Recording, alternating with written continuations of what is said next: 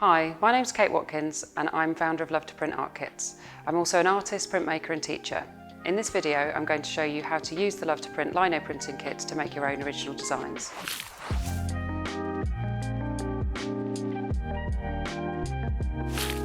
The kit comes with two designs by artist Alison Headley, which has been designed specially for the kit. But if this is your first time lino printing, it's a good idea to get a feel for the cutting tools before you pick a design. To do that, I would use one of the test pieces. This is traditional lino and this is soft cut lino. As the name suggests, it's easier to cut, and this is what artists use because it holds detail a bit better. And you also get 6 cutters with the kit. 2 V gouges, which do small, narrow marks, and 4 U gouges, which do different size, larger marks. Use one of the test pieces to test out the tools and try and make as many different marks as you can, just to get a feel for how tricky it might be. Traditional lino benefits from being a little bit warm when you cut into it, because it can be a little bit stiff to begin with. So you can warm it between your hands, or you can even use a hairdryer. So the most important thing is safety. Keep your hands behind the cutting tools. You'll also get a piece of non-slip mat with the kit, and it's a good idea to use this to hold it in position. Use your hand to hold it, but again, keep them behind the blades because these are sharp and you can cut yourself. And this is particularly important if you're doing lino cutting with children. It should feel fairly easy to cut into. If it's really difficult, then stop and warm the lino first. You're also not needing to do more than just take the surface off, so you don't need to go very deep at a high angle. You can go quite shallow and then almost scooping motion, so you go down and out. You can also go round corners, but it might be easier to take the non-slip mat away and actually turn the block rather than the blade, and that way you can do circular marks as well. And if you want to see if you can follow a line, you can also use either the Sharpie or the pencil to make a mark and use that as your cutting guide. Obviously the smaller U gouges or the smaller tools will give you a smaller mark, the larger tools will give you a larger mark, so switch between all of them to see how small and how large you can go. I'm going to try and print a design based on a blue whale illustration that I found on Google. You can also do freehand drawing. I would draw round the block onto a piece of paper and then you can use that to sketch your design out. You can take designs from books, magazines, the internet, wherever you find your inspiration. But again, as a beginner, I would suggest something really simple. There's also a Pinterest board available, which has got lots of ideas taken from different printmakers of simple designs to get you started. Lino printing is a relief printing process, which means that you will be inking and printing from the surface of the block. So any parts of the design that you want to show up as white, you need to cut away into the surface, and any areas that you want to show as black, or your ink colour, but in this case it's black, need to stay on the surface. So the other thing to be aware of is that it's also what's called a mirror image process. So if I cut something from this side of the block, when I print it, it will come out on the opposite side of paper. So when you're thinking about your designs, you need to reverse them. And the easiest way to do that is with a piece of tracing paper that comes with the kit. So I'm just going to show you how to do that quickly. You don't have to, but you might want to tape them together just to make sure they don't move. And then using the pencil, I'm going to trace around the design. I don't need to add in every detail because actually I'm going to change some of it once it's on the block by drawing into it.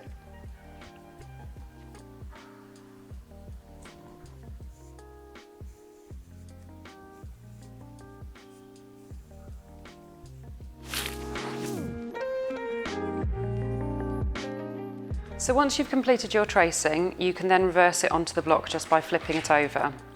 One way of transferring designs traditionally is just to rub the back of them with a pencil, and that will transfer your graphite lines onto the block, but they can smudge quite easily. So instead, we're going to add in an extra stage, which is to use transfer paper. It's got 2 sides and you want to put the darker side down on top of the block. I'm just taping it in position so that I can lift it up and check that it's working once I've started. And then I'm also going to put this in position, and I've just made some little marks at the side so I know where I want my whales to sit on the block. Okay, and then again, I'm just going to tape that into position. And then either using the pencil, if it's sharp, or a biro, you then press down and go over the lines again. You can also shade in areas that you know that you need to leave uncut, so that's any areas you want to be black on your design. Those need to be left untouched, and then all the areas that you cut out will end up white or your paper colour. Just check that it's working, keep your fingers on the edge, lift it up, and you can see that you're getting a nice clear line. Then place it back down and carry on until you've got all of your design transferred. For Alison's designs, part of the job has already been done for you. So with these, you would just place them straight on top of a new block. This is the reverse, so you literally just need to attach it and you can go straight into tracing onto a new piece of lino.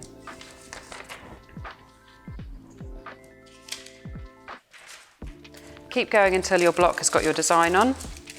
If you want to add in extra details, you can do it at this stage. So I would add some wave detail here to make it look like they're sitting within dark water. The other step you might want to add is to draw onto the block with permanent marker. The one comes with the kit, and that's just because it can be a good idea to draw over your design and make it clear to yourself which areas you're going to cut and which areas you're going to leave. Some artists I've seen literally cover the whole block in Sharpie and then draw over the top of it. You might decide that you're going to draw around the lines that you want to cut, or you're going to draw around the areas you want to leave. It's up to you. But for this one, I'm just looking at my design and just making sure that I know that these areas I want to leave.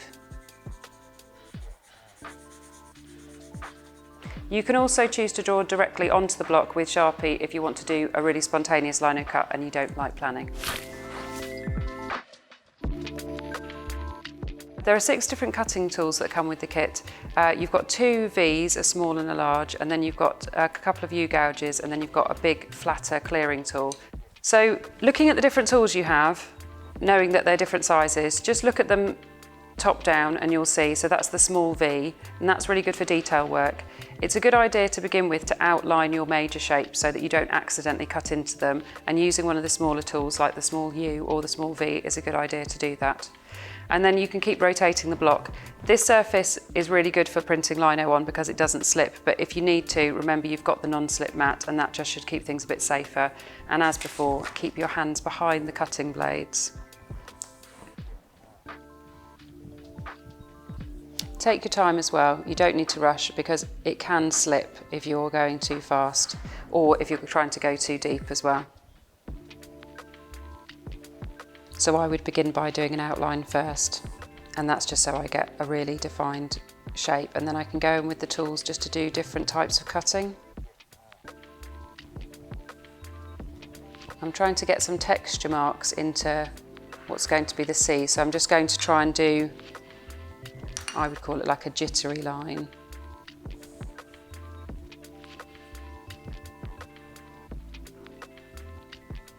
And again, if you need to go around corners, I'd take it off the non-slip mat if you need to do a curve. And I'd actually think about moving the block. I'm just going to switch to one that I cut earlier, just to save time.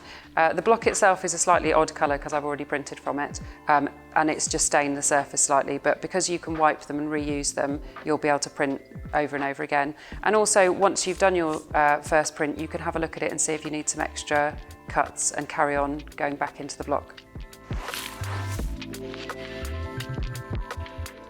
When you're ready to print, I'd suggest protecting your work surface with paper and wearing an apron. I'm going to make a registration guide just with a simple piece of A4 paper, and that's so I know where to put my block when I'm printing. What I've done is to draw around the paper that you get with the kit.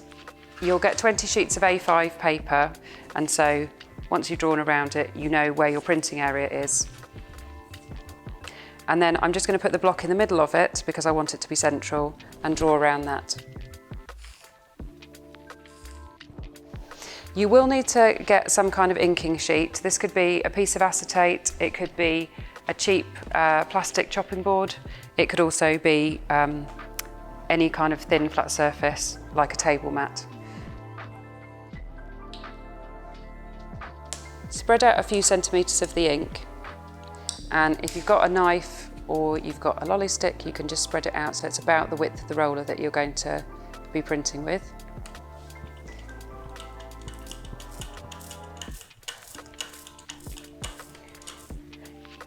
When you start rolling, it will be really thick. If I was to go straight into the block and roll it on top, then you will find that the ink will drop into those fine lines that you've just cut and you'll get a blotchy print. So it's a really good idea just to spend a bit of time getting the ink into a nice smooth layer. You should also find it gives a sh sound, which indicates that you've got the right consistency.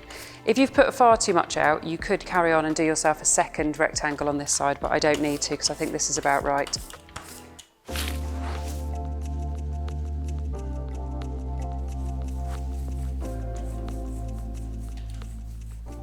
Roller the block all over, and you probably will need to go in more than one direction just to make sure you get all the corners. Okay.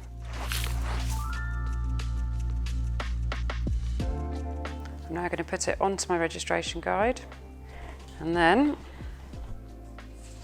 get a piece of the printing paper.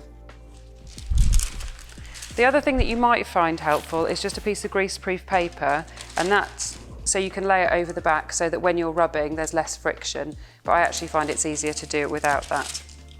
And then if you haven't got another clean roller, which most people haven't, the choices are a spoon to burnish, or I actually end up just using my hand, so I'm going to use the heel of my hand.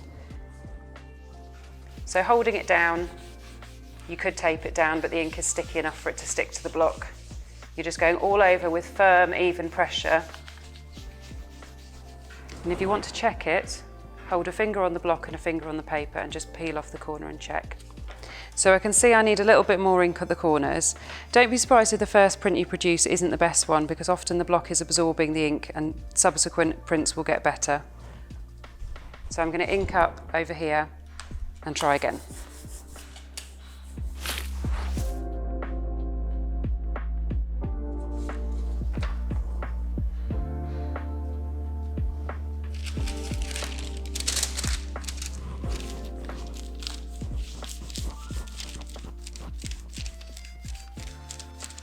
I'm paying more attention to the edges this time because that's where it didn't print so well.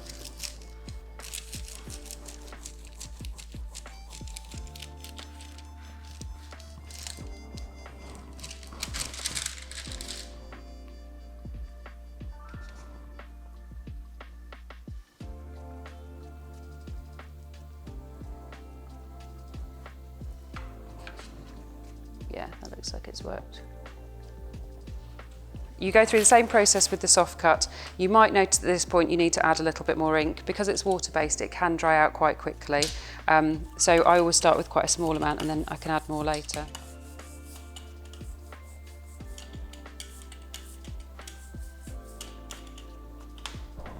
You can also print onto different types of paper.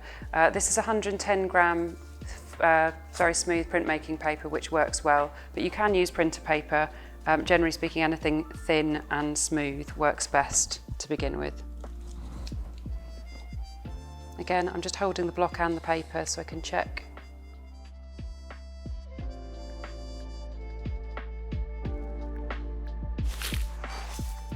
So this is just to show you how Alison's design looks when it's been transferred to a block and printed.